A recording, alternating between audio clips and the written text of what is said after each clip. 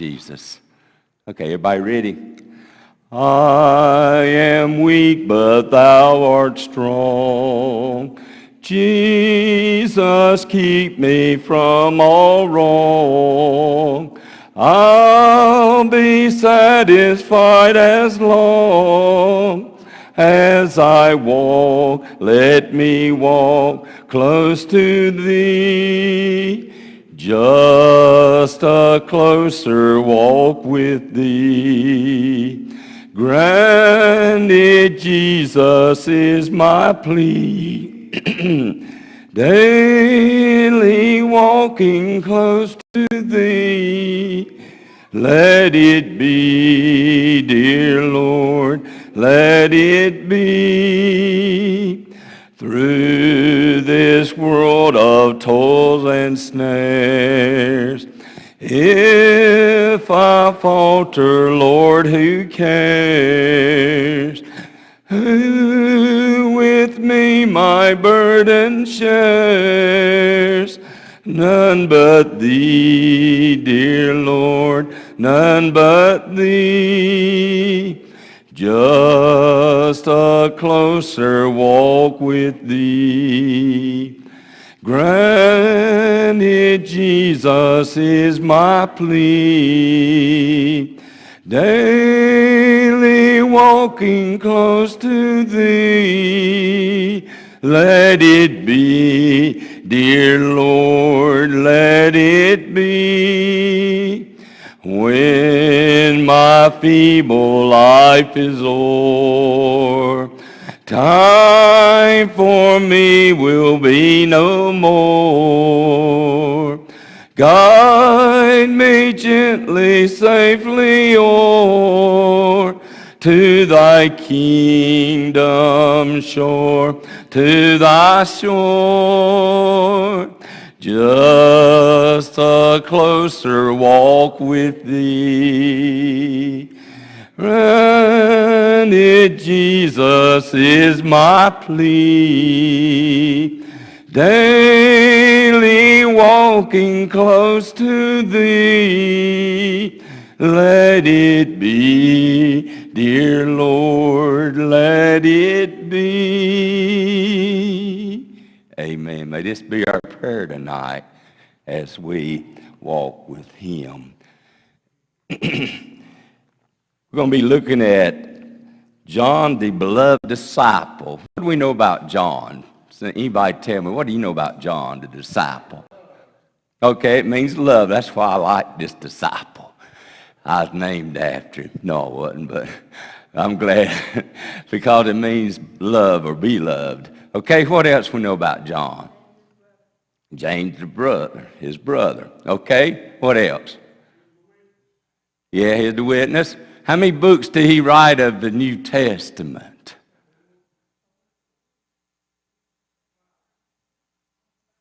Book of Revelation. We got 5. That could have been a good trivia question. Stumps you there. No, yeah, that's right. He wrote 5 of the books in the New Testament. As we've been thinking about the way that God designed to spread the gospel, Jesus could have done it by himself, just like a lot of people. They try to do things by themselves. I tell people all the time, you don't do things by yourself. If you're part of the church, part of the family of God, you got a whole bunch of people that work together or should work together. And so as Jesus designed, as he was called, he felt the best method was by mentoring others, teaching them how to witness or how to spread the gospel. And you think about the disciples. They weren't the well-known or the richest or the religious folks of that time.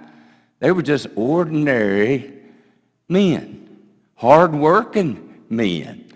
Somebody asked me last week, I don't know why I never, in all the years ministry or preaching thought about the ages of the disciples. Have you thought about, how old these men were? Well, I did a little bit of background and looking and all. And possibly John might have been one of the youngest. He could have even been a teenager, But the others were between that and possibly 30 years old. Jesus' age when he began his ministry. Has anybody ever heard anything different? Or because some people don't realize those that he handpicked, because he knew the length of time, he was going to be pouring into them. And then after, it takes time, for something to get going. That's why I always tell people, when you're planning something, give it time. Most people, they get discouraged and everything after a little bit. But as you learn, as we've gotten older, all of us, we know some things don't come right away. It comes through a matter of time. In fact, one of the answers to prayer we need to understand is wait. But that don't mean God is not doing something when he has us to wait. God is always at work. Just like when he created the world, he created it in 6 days, but that didn't mean just he did the rest for us, not for himself. Because God doesn't get tired. The God I serve, he don't get tired. I get tired, but thank God he doesn't. And so as he embarked Jesus on ministry, we find first the calling. And as we look back at Mark chapter 1, verses 19 and 20, Jesus, he had first called Simon and Andrew, as they were fishing, and told them to come after him and make them fishers of men. And then in verse 19, he had gone a little further, and he saw James, the son of Zebedee, and John, his brothers. They were in the ship mending their nets. They were working. So it helps me to understand that, while we are working, God oftentimes calls us. It's not whenever we're in worship, as we think about worship in church. Sometimes it's while you're busy. It's while you're doing something. He might come to you and embark on you, about something. And, and I know God uses busy people, that's for sure. He uses busy people. And it said that they didn't even question the call. There must have been something about Jesus, his appearance, his manner, or his voice that seemed to grab you.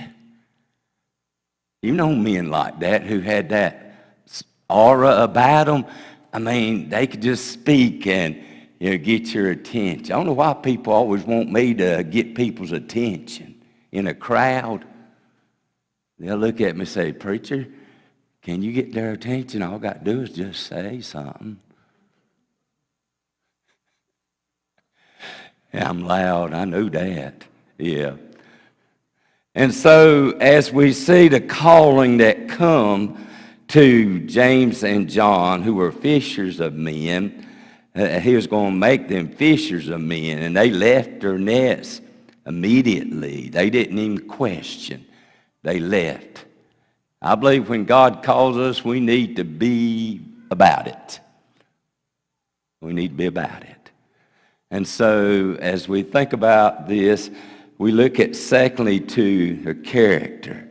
Now, last time, I shared with you that James and John, they had a nickname. Remember what their nickname was? Sons of Thunder, Sons of Boanerges, or Boanerges. I guess that would mean they had a temper. My mama used to tickle me. She's red-headed, And you know what they say about redheads? And she get frustrated. She said, "I don't know why people say redheads don't have a temper. I ain't got no temper."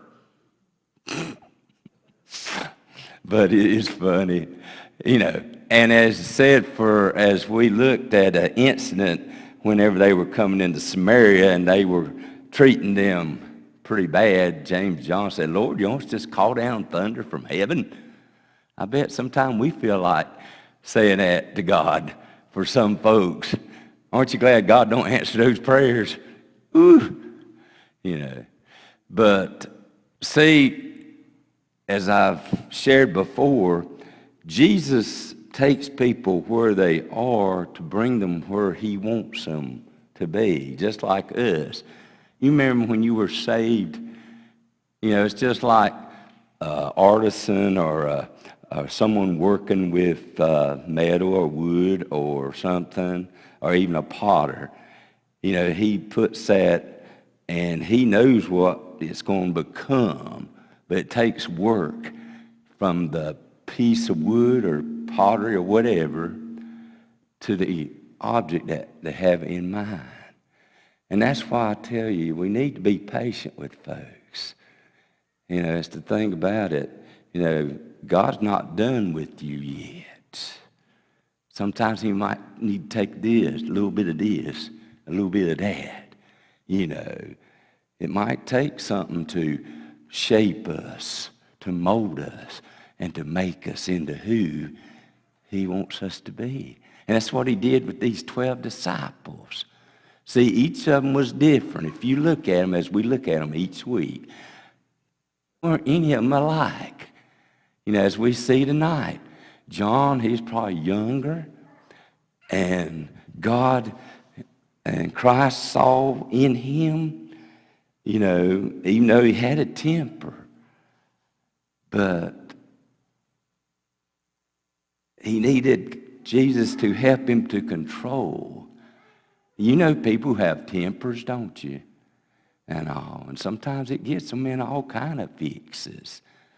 But you learn that you have to, control. Of course, I said last week, sometimes you ought to count to 10, and other people need to count more than 10, before they spout out at somebody, But as we see at John, as he became one of the 3 disciples that were called the inner circle. Remember who the other 2 are? Peter and James. It was Peter, James, and John. You would think Jesus, even though he said he was no respecter of persons, but I've come to learn in life that we all need somebody or somebodies that we can be close to, that we can share with. It's someone that we're not afraid that the news might beat me back to the house, or something. And I hope all of us has that somebody, because everybody needs somebody that you can, share with, from the innermost depths of your heart, because I think it's a sad life if you don't have anybody, that you can do that with. I know most of our spouse is that. But then again, you may need someone else sometime to come alongside, with you. That you can call them, or you can, just let them know.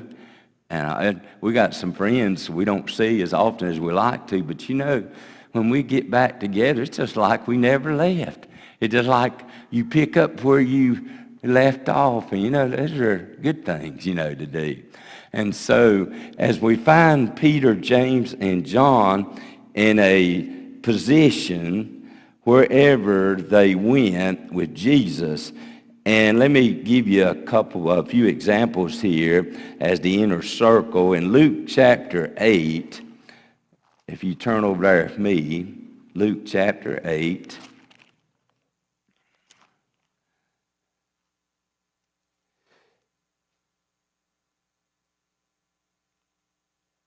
Beginning in verse 41, there's a man named Jairus who was ruler of a synagogue, and he fell at Jesus' feet and besought that he come to his house, for he had a daughter 12 years old that was dying.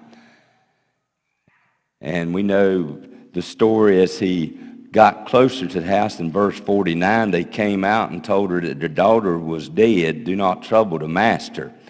And we see that Jesus said, "Fear not, believe only," in verse 50, "and she shall be made whole." And when he came to the house, he suffered no man to go in save Peter, James, and John, and the father and the mother of the maiden. So you see, he wanted those close to him to be there with him. You know, it's good to do that because we know where two or three are gathered in your name that you're in the midst, as the Bible says. And so we find that it was kind of like a support. You know, we all need support systems, you know, individuals, you know, to be there for us. Because it is a lonely world if you think there's nobody but you know, or anything. And so we find the sense as John was seen as a supporter. And then he was an encourager. Go back with me to Matthew 17. You remember last week, as I shared with James, in 17 verse 1 it says, "After 6 days Jesus took Peter, James, and John his brother and brought them to a high mountain, and he was transfigured," or changed, "before them. His face did shine as the sun, and his raiment was white as light." And so we find that he had them to come with him, you know, to support, encourage, but also, you know, to be a witness, you know, with what, you know, took place. Because by this time, Jesus was wondering, you know, which was the cross the way, or was there another way? And God was doing as he brought Moses and Elijah there to encourage him. That was one of the times where Moses, he did go to get in the promised land. You know, he didn't get there with the Israelites, but that was time that he got to be in the promised land, was here. And so as you find, you know, in Mount Transfiguration, he was changed, you know, and they got to witness that. They got to see the glory of God. Isn't that great? You know, to be able to share that. Because I know God does things in our lives, and it's not meant for us to keep. It's meant for us to share, you know, with others. For I think in a way it encourages, you know, other people when they see, you know, what's going on in your life and how God comes along with you, you know, to help you. You know, we all go through times that's really hard, and it's good to know that you know, you're not alone in that. And then, of course, we read about the ambition, you know, of James and John because of being close to him. You know, they thought that they had a right to ask, you know, that when you come to the kingdom, grant that I sit on your left and on your right. And you know, it's not wrong. It's not wrong for us, you know, to do that. You know, that's fine. That's fine.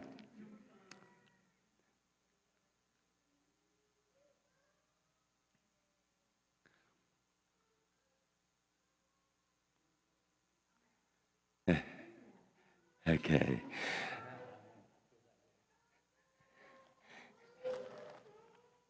If you will, go ahead and turn over to Mark chapter 14. As we shared last week, as Jesus is on the night before he was to be tried and all, he went to the Garden of Gethsemane, and he said the disciples went, and we see that he left majority of the group at the entrance, but he took Peter, James, and John, you know, with him to the inner part. So you see, when Jesus, you know, believed in them enough that, you know, what he was going to be facing, he wanted them to be close by, you know. Even though Jesus was Son of God, but he's also Son of Man. And isn't it good that there were those whom he could draw strength from?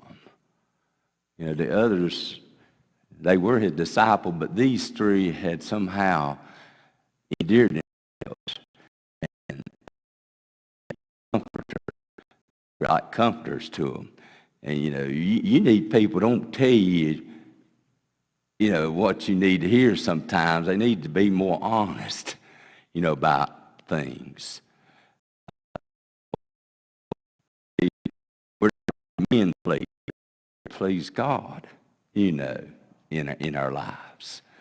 And it's good to have those that you can confide in, and that, they're not like fair-weathered friends,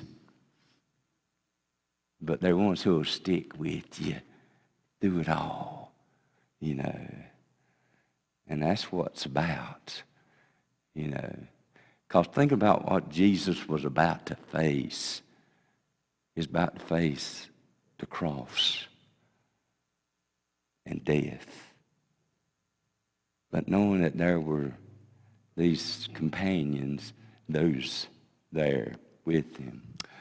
And then, as we see John, when he was arrested, we find that all the disciples fled except for two. Who were those two? Who were the two that followed Jesus into Jerusalem? Peter and John. Okay. As you find in John, he's oftentimes called the one whom he loved, or the other disciple. He don't refer to his name. When you writing a book, he wouldn't call himself in his book.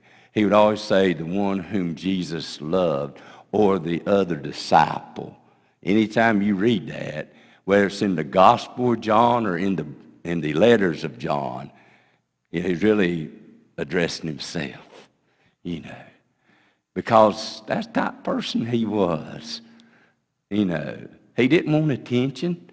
He just wanted to follow Jesus.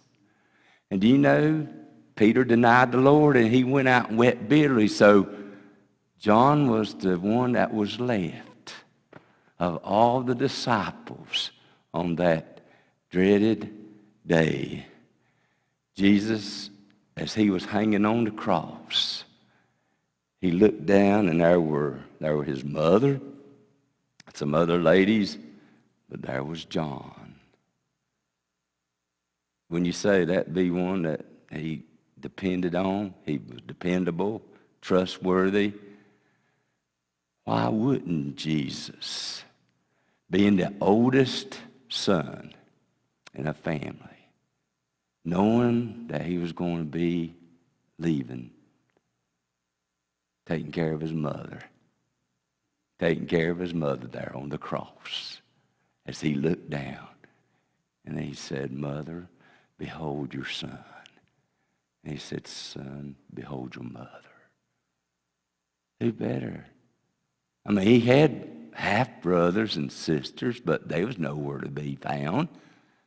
He wanted to be sure that his mama was going to be taken care of.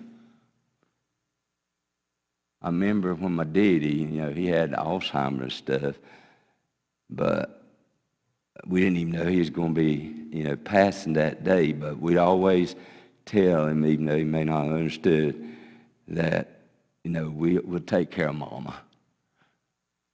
We'll take care of Mama, if anything happened. And I found that to be the case in many couples. Whenever one passes or the other, they seem to hang on for some reason. But once you help them to understand that it's okay, whether it's mom or whether it's going to be dad, once, they knew, they felt they could go. And so once Jesus made that, arrangement, and he knew John, he knew type disciple and person he was. See, John was there to the very end. Don't you hope you have a friend like that? That'll be there with you to the very end. Whew. Man. To be and not just to have, but to be that friend. To be that friend. I pray that I can be that friend.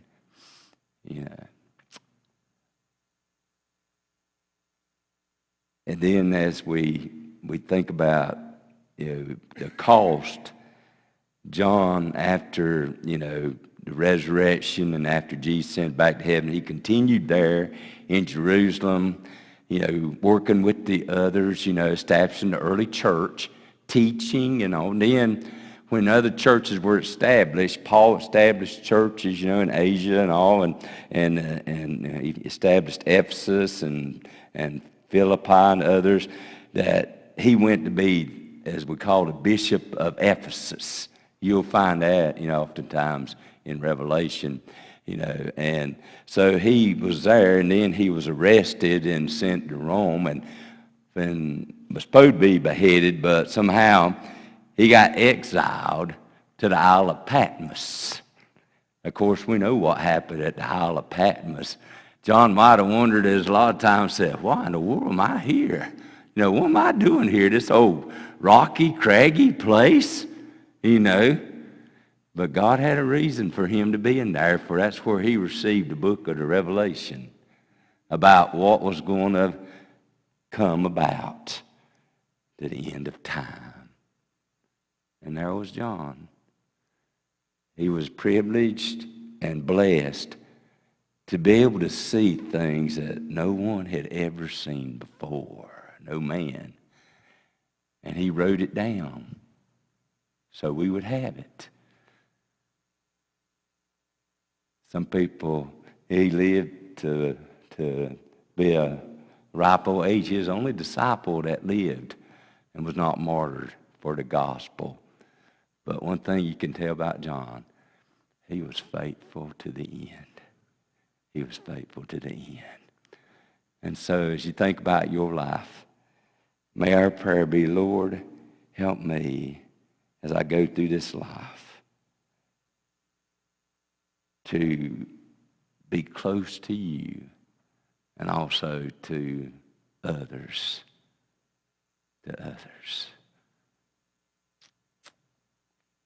Anybody got a question or anything? Yeah, I like John. He's one of my favorite disciples. Next week we'll look at Philip. Okay? All righty. Appreciate you coming tonight. Just tell people we do meet here on Wednesday night. I said nobody told me they canceled Wednesday night. Hey, if I just have me and my wife, we'll be here,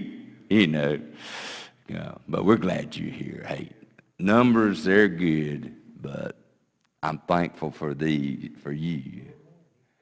Hey, I tell you what, God is doing great things. Just think what greater things he would do if more people would. Let me get off my soapbox. Let's break up in our prayer cells, and we'll see you Lord's Day, okay?